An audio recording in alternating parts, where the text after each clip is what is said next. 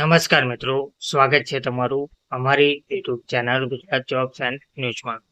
મિત્રો, 1મે થી 5 મોટા ફેરફારો થવા જઈ રહ્યા છે, જેમાં bank, cash, ATM, fix deposit વગેરેમાં મોટા ફેરફારો થતા તો તમારા ખિસ્સા પર કેટલી અસર પડશે તે આજના વિડીયોમાં આપણે જોઈએ. તો 1 મે 2025 ભારતમાં ઘણા મહત્વપૂર્ણ ફેરફારો લાવવામાં આવશે, જે દૈનિક સેવાઓ અને સામાન્ય નાગરિકોના નાણાકીય ક્ષેત્રને અસર કરશે. આ ફેરફારો બેન્કિંગ વ્યવહારો, રેલવે મુસાફરી અને ઘરેલું ગેસ સિલિન્ડરના ભાવ સહિત વિવિધ ક્ષેત્રોને આવરી લે છે. આ ગોઠવણોને સરળતાથી પાર પાડવા માટે નવા નિયમો વિશે આપણે ખૂબ જ માહિતગાર રહેવું મહત્વપૂર્ણ છે. તો સૌથી પહેલો જે ફેરફાર છે તે છે એટીએમ ચાર્જીસ. જે લોકો વારંવાર રોકડ ઉપાડવા અથવા બેલેન્સ ચેક કરવા માટે એટીએમનો ઉપયોગ કરે છે તેમના માટે નવા ચાર્જ લાગુ થશે. રિઝર્વ બેંકના અપડેટેડ નિયમો જણાવે છે કે મફત મર્યાદાથી વધુ દરેક વધારાની રોકડ ઉપાડ પર 17 રૂપિયાથી વધારીને 19 રૂપિયા ફી લાગશે. તેવી જ રીતે મફત મર્યાદાથી વધુ તમારા બેલેન્સની તપાસ કરવા માટે હવે 6 રૂપિયાને બદલે 7 રૂપિયાનો ખર્ચ થશે. આ નવી માર્ગદર્શિકા હેઠળ એટીએમ પર વ્યવહારોનું ગણતરીનું નિરીક્ષણ કરવું જરૂરી બની ગયું છે. બીજું છે રેલવે ટિકિટ બુકિંગમાં ફેરફાર. રેલવે ટિકિટ બુકિંગ પ્રક્રિયામાં પણ ફેરફાર કરવામાં આવી રહ્યા છે.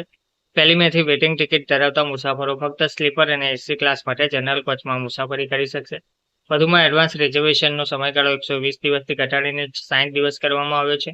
રેલવેએ ટિકિટ રદ કરવાની ફી અને અન્ય સેવા શુલ્કમાં સંભવિત વધારો થવાનો સંકેત આપ્યો છે, જેના કારણે વધુ વ્યૂહાત્મક મુસાફરી આયોજનની જરૂર પડશે. તેના પછી જે ત્રીજો ફેરફાર છે તે એક રાજ્ય એક આરઆરબી નીતિ. એક રાજ્ય એક આરઆરબી નીતિ 11 રાજ્યોમાં પ્રાદેશિક ગ્રામીણ બેંકોને દરેક રાજ્યમાં એક જ એન્ટિટીમાં મર્જ કરવા માટે તૈયાર છે. આ પહેલનો ઉદ્દેશ્ય આંધ્રપ્રદેશ, ઉત્તર પ્રદેશ, બિહાર, ગુજરાત, કર્ણાટક, મધ્યપ્રદેશ, મહારાષ્ટ્ર, પશ્ચિમ બંગાળ, જમ્મુ અને કાશ્મીર, ઓડિશા અને રાજસ્થાનમાં બેન્કિંગ કાર્યક્ષમતા વધારવા અને ગ્રાહક સેવાઓમાં સુધારો કરવાનો છે. ગેસ સિલિન્ડરના ભાવમાં સંભવિત જે ગોઠવણો.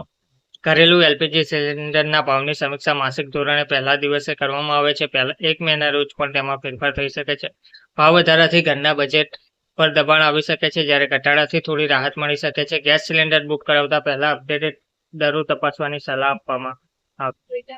ફિક્સ ડિપોઝિટ, એફડી અને બચત ખાતાના વ્યાજ દરોમાં ફેરફાર. બેન્કિંગ ક્ષેત્રમાં 1 મેથી ફિક્સ ડિપોઝિટ, એફડી અને બચત ખાતાના વ્યાજ દરોમાં ફેરફાર થઈ શકે છે. જોકે બેંકો દ્વારા આ બાબતે હજુ સુધી કોઈ સત્તાવાર જાહેરાત કરવામાં આવી નથી, પરંતુ સુધારાની અપેક્ષા છે. ગ્રાહકોએ કોઈ પણ નવી શરતો અથવા વ્યાજ દરોને સમજવા માટે તેમની બેંકો પાસેથી અપડેટ કરેલી માહિતી લેવી જોઈએ. ધન્યવાદ.